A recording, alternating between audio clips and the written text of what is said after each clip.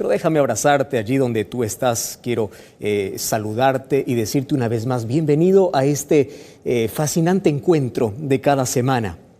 Estamos hoy listos para poder abrir la Biblia y encontrar en ella un mensaje siempre fortalecedor, siempre animador para nuestra vida, para nuestro corazón.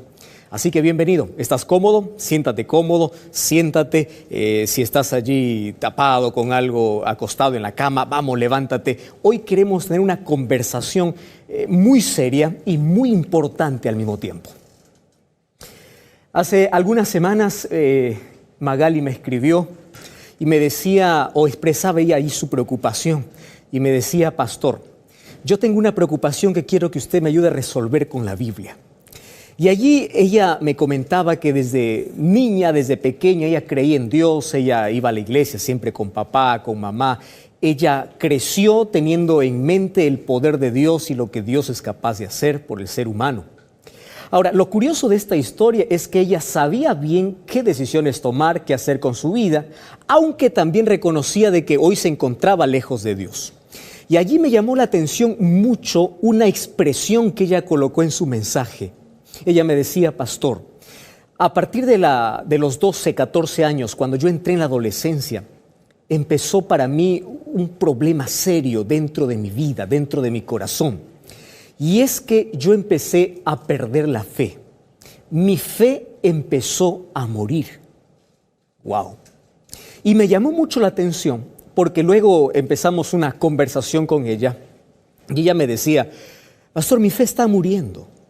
Y yo sé, porque desde niña yo escuché este mensaje, escuché varias veces al pastor, al misionero, escuché a papá, a mamá, y uno de los versículos que yo aprendí era que a Dios le agrada que tengamos fe. Entonces yo soy consciente que yo no agrado a Dios. Y ella tomó el texto de Hebreos capítulo 11, versículo 6, donde decía: pero sin fe es imposible agradar a Dios. Y decía: ¿y cómo le voy a agradar, pastor? Mi fe se está muriendo, cada vez se está marchitando. Es más, a veces me comporto como una persona que no tiene fe, que ya no cree más en Dios. ¿Cómo puedo una vez más recuperar aquel verdor, aquel vigor, aquel asunto que antes ardía en mi corazón, que era como un fuego? Ahora siento que todo está muriendo. Y querido, yo creo que esa también debe ser tu preocupación. Yo no sé si fuiste cristiano desde niño, yo no sé si eres un cristiano que vas a alguna iglesia o de vez en cuando te acuerdas de Dios, pero por lo menos en el mundo todos tienen una noción y todos dicen creer en Dios. El problema es que el ser humano relaciona mucho la fe solamente con el conocimiento. ¿Ya te ha sucedido eso? Cuando alguien dice: ¿tú tienes fe?, tú inmediatamente respondes: claro, yo tengo fe porque yo creo en Dios. Un momento. Fe no solamente es creer en la existencia de Dios. Santiago 2:19 dice que el diablo también cree. ¿Estás escuchando? El diablo también cree. Ahora, eso no significa que él tiene fe en Dios y por eso agrada a Dios. El asunto es el siguiente. Tomando en cuenta el mensaje que envió Magali, decía: pastor, mi fe se está muriendo. Y allí abrió en mi mente una interrogación gigante. ¿Cómo muere la fe? Si bien es cierto, hay una sola manera de agradar a Dios y es mediante la fe, entonces yo debo preocuparme para que la fe siempre esté viva, ¿o no es así? Y bueno, yo puedo explicarte muchas razones o muchos factores, muchas situaciones, muchas circunstancias de cómo la fe puede morir. Sin embargo, vamos a abrir la Biblia y esto es un asunto de vida o muerte. ¿Está bien? Yo quiero que tú comprendas bien este asunto. ¿Por qué? Porque si no tienes fe, hagas lo que hagas, no vas a agradar a Dios. Tú puedes decir: yo doy limosna, yo soy buena persona, soy buen vecino, soy buen padre. Eso no sirve, ¿me entiendes? Si no tienes fe, hagas lo que hagas, es imposible que agrades a Dios. Entonces, es por eso que hoy debes tomar en cuenta este asunto. ¿Para qué? Para que tu fe esté viva. Ahora, la pregunta es: ¿cómo sé que mi fe está viva? Por ahí vamos a comenzar, ¿te parece? Entonces vamos a la siguiente reflexión. Mira, la fe, para que pueda mostrarse que está viva, tiene que ser demostrada. Si bien es cierto, En el libro de Apocalipsis capítulo 3, cuando Dios da un mensaje a la última iglesia, que es la iglesia de la Odisea, le dice: yo te recomiendo que compres oro. ¿Sabes qué significa el oro? ¿Qué representa el oro? El oro representa la fe y el amor. ¿Por qué? Porque a los cristianos del último tiempo, ¿qué les faltará? Fe y amor. Si tú te das cuenta, tú puedes visitar muchas iglesias, puedes conocer muchos cristianos que se desesperan por falta de fe, cristianos que son fríos por falta de amor. Entonces el mensaje de Dios es: quiero o te aconsejo que compres oro, y ese oro es fe y amor. Ahora, la pregunta es: ¿cómo sé que tengo fe y una fe viva? Entonces ya te mencioné que la fe tiene que ser demostrada. ¿Y cómo se demuestra la fe? Eso es una pregunta muy interesante. Ahora, presta atención acá. La fe se demuestra a través del fuego. ¿Comprendiste esto? ¿Qué significa? No existe fe a menos que no haya sido demostrada en una situación difícil de la vida. Tú puedes decir: yo creo en Dios porque te va bien, porque tienes trabajo, porque tienes familia, porque tienes estabilidad. Así es bonito creer en Dios, ¿o no? Claro que es lindo. Ahora, es diferente decir: creo en Dios aunque no tengo trabajo. ¿Te das cuenta? Eso es muy diferente. Es decir, yo creo en Dios aunque todo a mi alrededor sea un desastre, esté mal, no haya nada bueno para mí. Yo sigo creyendo en Dios. Ahora sí es una fe demostrada. Entonces, la fe, al ser demostrada, significa que tengo una fe viva. ¿Quieres para hacerte un ejemplo? Mira, un día los 3 amigos de Daniel estuvieron allí frente a una estatua que Nabucodonosor levantó y ordenó para que todos lo puedan adorar. Estos 3 amigos se quedaron en pie. Cuando allí Nabucodonosor llegó y dijo: ustedes no han entendido la orden. Si ustedes no se arrodillan la próxima vez, yo les voy a meter a un horno de fuego. ¿Comprendieron? Y estos muchachos tenían tanta fe que le dice Nabucodonosor: ahorra tu tiempo, ahorra tus palabras, porque queremos que sepas algo. No adoraremos tu imagen. Pastor, ¿dónde está la fe? Aquí te demuestro la fe. Ellos dijeron así: no adoraremos tu imagen, y si nos quieres meter al horno de fuego, nosotros vamos para allá. Qué interesante, eso es fe. Es decir, ellos no dijeron: bueno, como Dios está conmigo, Dios debe evitar el horno. No, ellos dijeron: si Dios quiere librarnos, Él lo hará. Pero si no, nosotros somos capaces de poder entrar al horno, pero no negociar nuestra fe. ¡Qué maravilla! Querido, es en el horno donde se demuestra la fe. Y mira, Dios muchas veces no va a evitar que tú entres al horno. Dios permitió que estos 3 muchachos ingresen al horno. ¿Dónde estaba la demostración pública? Es que Jesús mismo vino a acompañarles allí en el horno de fuego. Es por eso, cuando estés allí en situaciones difíciles, mantente firme, ten fe, sigue creyendo, levántate, ten ánimo. Tú no estás solo, Dios está contigo. Ahora, si la fe es probada y si la fe es demostrada, viene la otra pregunta: ¿cuándo empieza a morir la fe? Entonces, para responder esta pregunta, primero quiero vamos a hacer un análisis muy breve. ¿Tú sabes cómo se puede medir la fe? No se mide con 1 centímetro, no, tampoco con una taza, no. ¿Sabes cómo se mide la fe? La fe se mide por el tiempo. ¿Comprendes este asunto? Te explico ahora. Es decir, tú vas a medir tu fe en la misma medida del tiempo que tú entregas a Dios. Tú no puedes decir: yo tengo fe en Dios, pero no hablo con Dios a través de la oración. Eso no es fe, querido. Tú no puedes decir: yo tengo fe en Dios, pero no tengo tiempo para abrir la Biblia. Eso no es fe. Mide tu amor hacia el prójimo. ¿Sabes por qué? Porque el tamaño de tu amor a tu prójimo es también el tamaño de tu relación con Dios. ¿Podrás creer que hay una cosa interesante, una unión entre tu relación con Dios y tu amor al prójimo? Tú no puedes decir, oh, yo tengo fe, pero odio a mi vecino. No. Eso no es fe.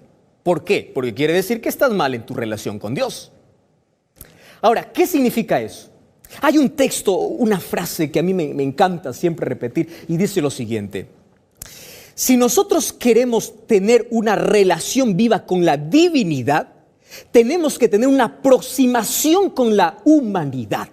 ¿Qué significa? Mi aproximación con mi prójimo, con mi vecino, mi amor hacia mi prójimo demuestra mi relación que tengo con Dios. ¡Wow! Entonces, ahora ya sabes cómo medir tu fe, ya sabes de qué tamaño puede estar tu fe, de acuerdo al tiempo que dedicas a Dios, ya conoces este asunto. Ahora vamos entonces cómo la fe muere. Entonces, para ello, yo voy a abrir la Biblia. En el libro de San Mateo, capítulo 14, a mí me encantan mucho las historias donde Jesús es el protagonista. Jesús es el protagonista de la Biblia, el protagonista de la historia, y Jesús tiene que ser el protagonista también de tu vida. Entonces, mira, Mateo capítulo 14, versículo 22 dice, enseguida Jesús hizo a sus discípulos entrar en la barca para que se vayan al otro lado de la orilla. Cuando él despidió a la multitud y llegó la noche, él estaba solo. Entonces, cuando estaba la barca en medio del mar, fue azotada por las olas, porque el viento era contrario. Pero a la cuarta vigilia de la noche, Jesús vino a ellos caminando sobre el agua. Los discípulos, viéndolo caminar sobre el mar, se turbaron y dijeron, es un fantasma, y dieron voces de miedo. Enseguida Jesús les dice, ¿por qué tienen miedo? Yo soy, no tengan miedo. Pedro le dice, si tú eres, manda que yo camine también, así como tú caminas sobre las aguas. Jesús le dice, ven. Descendió Pedro de la barca, andaba sobre las aguas para ir a ver a Jesús, pero al ver el fuerte viento tuvo miedo y comenzó a hundirse y dio voces diciendo, Señor, sálvame. Al momento Jesús extendió la mano, tomó de él y le dice, hombre de poca fe, ¿por qué dudaste? Sabes que la respuesta ya te di en la historia, pero ahora te cuento un poco.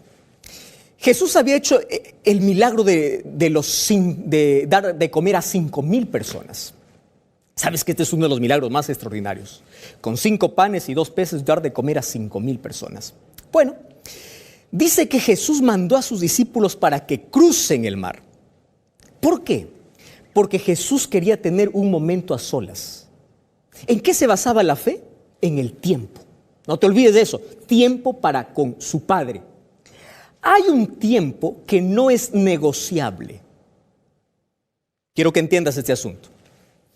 Cuando hablo de un tiempo que no es negociable, estoy hablando de ese tiempo que debes tener con Dios. Es decir, ese tiempo no se negocia. Tú puedes decir, pastor, yo estoy cansado, trabajo mucho, estoy agotado, no tengo tiempo. Mira, el tiempo que no se negocia es el tiempo para con Dios. Jesús no estaba dispuesto a negociar por nada del mundo el tiempo con su Padre. Es por eso que él se quedaba a solas y oraba. Es por eso que él hacía grandes milagros. Tú puedes decir, pastor, es que Jesús hacía milagros porque Jesús era Dios. Sí, Jesús era Dios. Pero cuando estaba aquí en la tierra, él nunca usó su divinidad. ¿Me estás comprendiendo?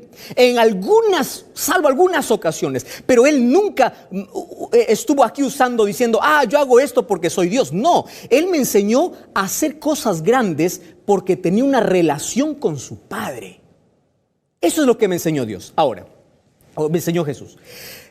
Los discípulos estaban allí en alta mar y se levantó una tormenta. Y ya sabes que la fe se demuestra no cuando el mar está tranquilo, sino cuando el mar está bravo. ¿Comprendes? Es decir, la fe se demuestra cuando hay crisis. La fe se demuestra cuando tienes problemas. La fe se demuestra cuando eres despedido del trabajo, cuando ves que tu barquita está a punto de hundirse en ese océano y no sabes qué hacer. Allí se demuestra la fe. Y los discípulos tuvieron miedo. Y recuerda que ellos eran pescadores, conocían mucho del mar, sabían nadar. Pero ellos se empezaron a desesperar porque Jesús no estaba con ellos. Ahora, dice que ya estaba avanzada la noche y para colmo ven que allí en medio del agua aparece un fantasma. Bueno, ellos lo llamaron fantasma, pero no era un fantasma, era Jesús. Y aquí me enseña otra lección importante. Los seres humanos podemos estar pasando por las olas más gigantes de esta vida, pero Dios tiene poder sobre las olas. Dios puede caminar sobre la tormenta. Dios tiene el control de la situación.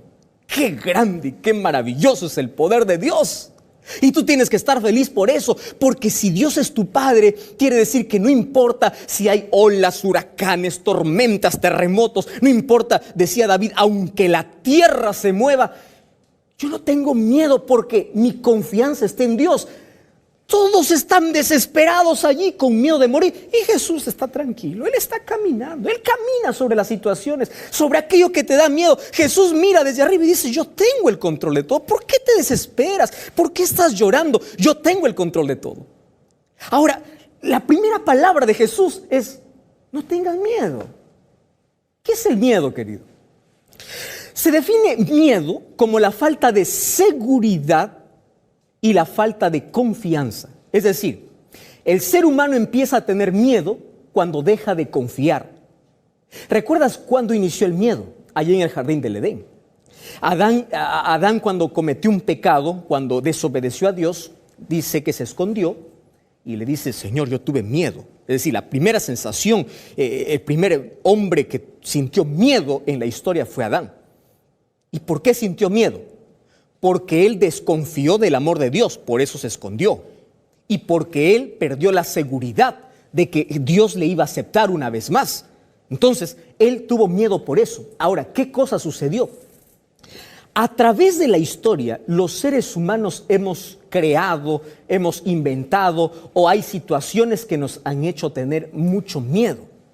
Por ejemplo, el miedo está tan arraigado, es decir, está tan unido al ser humano, que fíjate una cosa, cuando una persona no tiene miedo debe ir a hacerse ver, porque el miedo está tan ligado.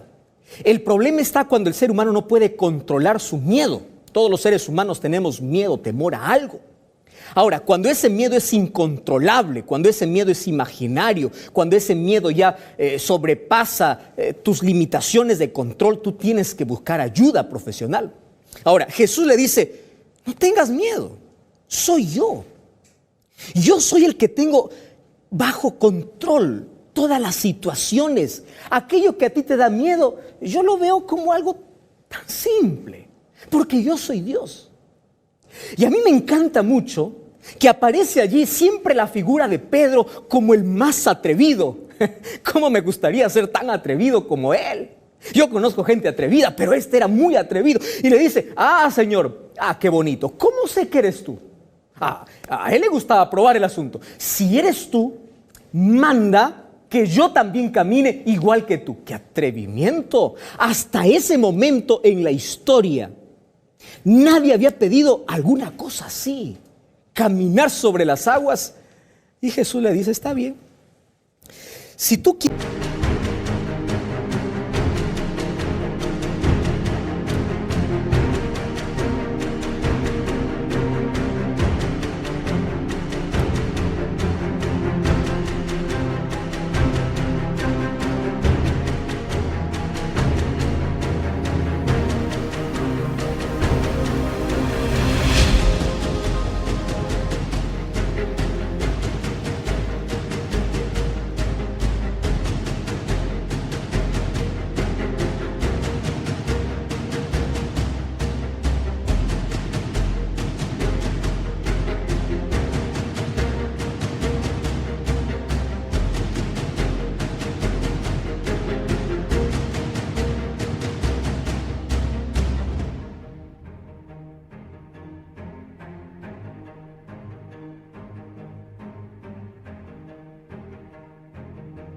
dirección.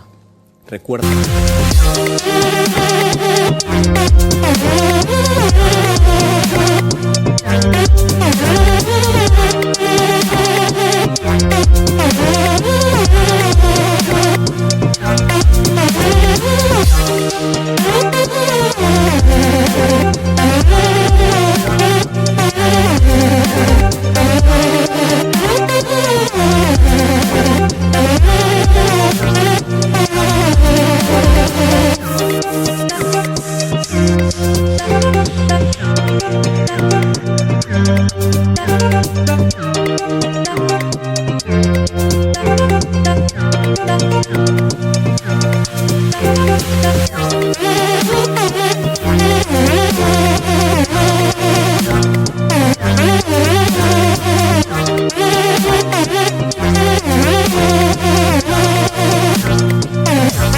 Que la verdad